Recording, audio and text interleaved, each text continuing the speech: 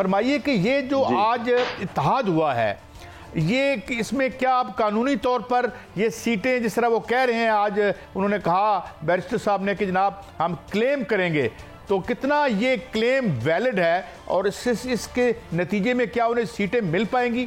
जनाब आबद ज़ुबैरी साहब।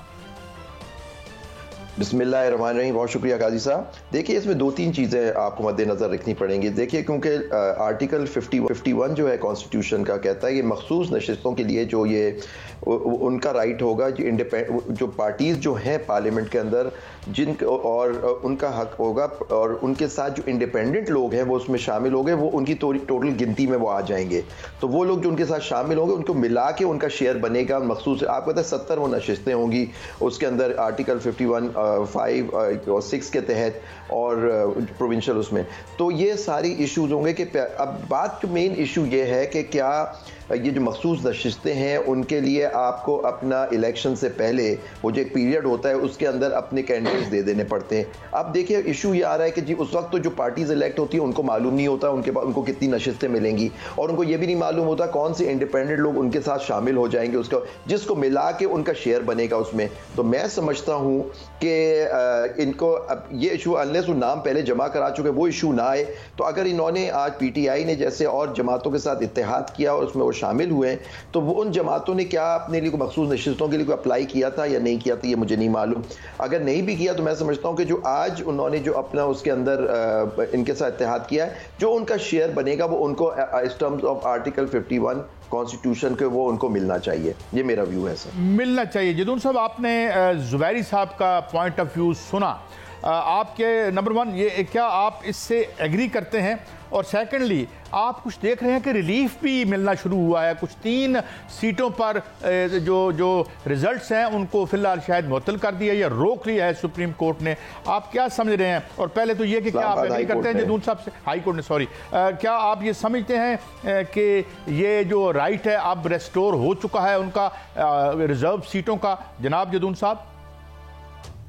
बहुत शुक्रिया। देखें, यही है कि जो आर्टिकल 51 जिस तरह उन्होंने हवाला दिया है ज़ुबैरी साहब ने, उसका जो सब आर्टिकल 6 है उसमें यह है कि after the notification of the election commission जब नोटिफाई करता है बंदे को कि आप MNA नोटिफाई हो गए हैं, तो उसके बाद वो 3 दिन के अंदर किसी पोलिटिकल पार्टी को शामिल होता है। अगर वो नहीं करता तो वो एज ए इंडिपेंडेंट ट्रीट होगा।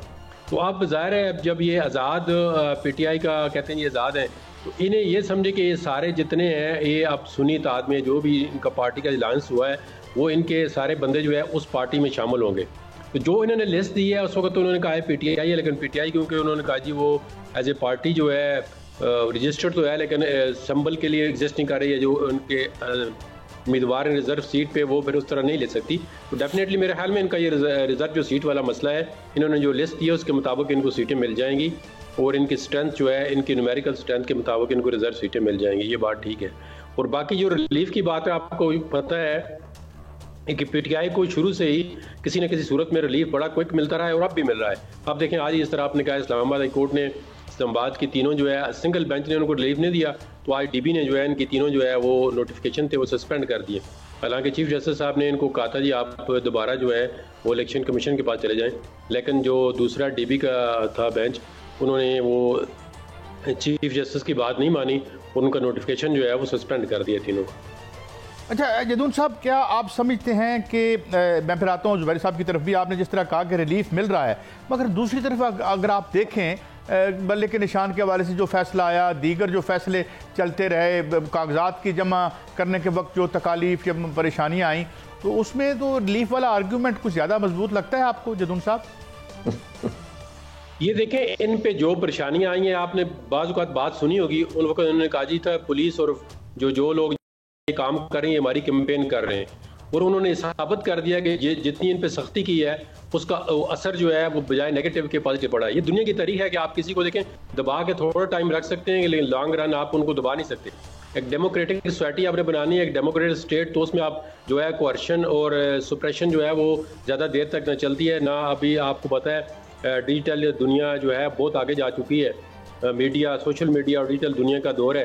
तो इसमें आप किसी बंदे को किस तरह की आवाज़ को किस तरह दबाओगे, वक्ती तौर पे दबा लेंगे लेकिन उसके जो आउटकम है, जिन लोगों ने ये कोशिश की है, तो वो आज जो है वो परेशान है। मेरे ख्याल में खुल के बात करनी चाहिए कि उनकी ये जो अब एक तो बात ये है कि ये पॉलिटिकल पार्टी वाले भी जो लोग इनके साथ ये काम करते हैं उनका नाम नहीं ले सकते, ना मीडिया पे लेते हैं। ये कहते हैं जी ये मुस्लिम लीग तो इनके साथ ये काम नहीं करवा सकती, ना ये पीटीआई जो है किसी दूसरी पार्टी के साथ। इनके पास इलेक्टेड गवर्नमेंट के पास पावर कहाँ पे होती है। लेकिन अफसोस की बात यह है कि पॉलिटिकल पार्टीज एक दूसरे को नीचे दिखाने के लिए कोई कहते हैं जी उसको ये कर दो, इसको वो कर दो, इसका एसी उतार दो, इसके अंदर ये सख्ती कर दो। तो सख्ती से बनता कुछ नहीं है। उन लोगों ने रिजल्ट देख लिया है कि जितनी सख्ती की है उसका खमियाजा जो है अब उनको भुगतना पड़ रहा है। और जो पार्टी है वो केपी के में स्लीप कर चुकी है। अब उनके लिए कोई प्रॉब्लम नजर आ रहे हैं। उनकी जितनी भी मशीनरी थी, जितनी थिंकिंग थी, जितनी उनकी पॉलिसी थी, वो उल्टी हो गई है।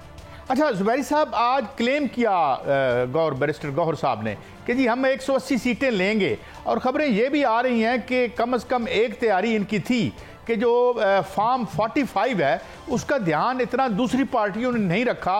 इनके पास सारा रिकॉर्ड है, जैसे क्लेम कर रहे थे कल प्रेस कॉन्फ्रेंस में।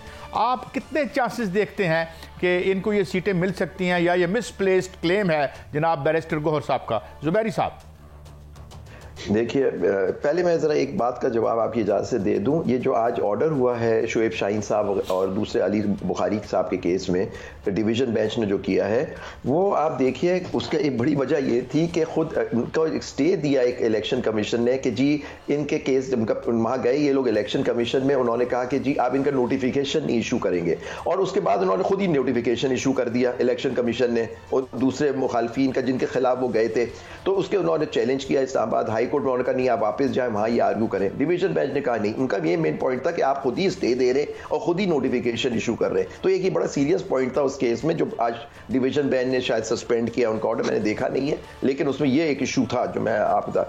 दूसरी बात, अभी जो जदून साहब ने बड़ी इंपॉर्टेंट बात कही, वो ये कि ये कही कि जी जो लोगों का नाम ले देते, फिर ऐसे जो लोग हैं, खासतौर पर जदून साहब हमारे भाई हैं, इनका ताल्लुक भी एक पॉलिटिकल पार्टी से रहा है और है भी शायद, तो उनको मालूम है कि फिर ऐसी हुकूमत ना लेना जिसके अंदर आप इंडिपेंडेंट नहीं है, आप अपनी सिविलियन सुप्रीमेसी नहीं कर सकते। तो क्यों आप आज मीटिंग्स कर रहे हैं गवर्नमेंट बनाने के लिए, जबकि पता है कि आप इलेक्शन में क्या हुआ है, धांधली नहीं धांधला हुआ है। अब तो इतने केसेस तो जिंदगी में आप जो जदून साहब ने भी नहीं देखे होंगे, जितनी इलेक्शन पोजीशन ज़दे आम बात है कि किस तरह से कराची के हल्कों को तो मैं खुद कह सकता हूँ, हमारे हल्के से जिसको जीतना चाहिए था वो, और उसको जो तीसरे चौथे नंबर पे था उसको जितवा दिया गया हमारे हल्के से जी कराची में। तो ये सारी चीजें सामने आई हैं। फिर बात की आपने गौहर साहब, ठीक है उनके साथ बड़े क्लेम कर रहे हैं कि उनके साथ हुई, फॉर्म 45 वो लेके बैठे हुए। अब गेम क्या है, इलेक्शन कमीशन, ये कोर्ट्स जो होते हैं कि जी उनका इलेक्शन कमीशन के पास चले जाओ। सारा मैं शुरू डे वन से कह रहा हूं, जब ये इलेक्शन, जदून साहब भी कह रहे थे कि जी सारा जो प्रॉब्लम है उसकी जड़ी इलेक्शन कमीशन ऑफ पाकिस्तान है, जिसकी वजह से ये सारी चीजें हुई। क्या इलेक्शन हुआ है, सारा उन्होंने बिठा दिया, रिजल्ट रोक लिए, और रिजल्ट बाद में अगले दिन शाम को दे रहे हैं जब वो चेंजेस कर दिए। फॉर्म 45 कुछ कह रहा है, फॉर्म 47 कर रहा है, और बगैर नोटिस के कंसोलिडेशंस कर दी। अब आप हम वहीं जा रहे हैं। अब गेम क्या है कि जी वहां केसों को या तो डिसमिस करो, फारिग करो, इलेक्शन ट्रिब्यूनल बन जाएंगे, आप इलेक्शन पिटिशन करें सेक्शन 139 में, और फिर आप 5 साल तक वो केस चलाएं, जब अगला इलेक्शन आ जाएगा वो केसों का फैसला ही नहीं होगा। ये नहीं हो सकता सर, ये अब हमारा मुल्क इसका मुतहम्मिल नहीं हो सकता। बेमानी हुई है, सारी दुनिया कह रही है, एक कमिश्नर की बात माने या ना माने पिंडी की, लेकिन जो बात उन्होंने कही है बिल्कुल सही है। हमने तो खुद अपनी आंखों से देखा कराची शहर में, आप लोग ने अपने इलाकों में देखा होगा। तो जो इलेक्शन जिसका मैंडेट है उसको हुकूमत दें। आपका मुल्क पहले भी इस चीज से गुजर चुका है 2 दफा। 70 में आपने देखा नहीं दिया, क्या हुआ? 77 में आप देखें जब मैंडेट चुराया, उस वक्त भी 77 के इलेक्शन प्लीज ना भूलिएगा कि उस वक्त एक पार्टी हुकूमत में आई, और 3 महीने के बाद आप देखिए मिलिट्री कू हो गया, 11 साल का मार्शल लॉ लग गया हमारे मुल्क में। तो ये उस वक्त भी मैंडेट नहीं कबूल किया गया। तो अभी भी मैं कहता हूं कि ये पॉलिटिकल पार्टी जिनको सीटें कुछ मिल गई हैं, उनको भी सोचना चाहिए अपने दिल से, क्या उन्होंने वो सही सीटें जीती हैं अपने मैंडेट पे? नहीं जीती। ज़दे आम है कि एक पार्टी थी, वो ना उसके बाद बल्ले का निशान था, उनका लीडर जेल में, आप उसका नाम नहीं ले सकते, वो बानी PTI कहलाता है, आपके उसकी तस्वीर आप नहीं दिखा सकते, ना हमने उसकी तस्वीर देखी है 5 अगस्त के बाद, और पूरी कौम उसके पीछे खड़ी हुई है सर। तो ये सारी चीजें ना इसके बाद भी, और आप कोलिशंस बना के हुकूमत बना ले, कैसे चलेगी हुकूमत? क्या अवाम कबूल करेगी? आप जबरदस्ती हमसे आप बैठ जाएंगे आके, लेकिन अवाम की सपोर्ट, कोई हुकूमत नहीं चल सकती अवाम की सपोर्ट के बगैर।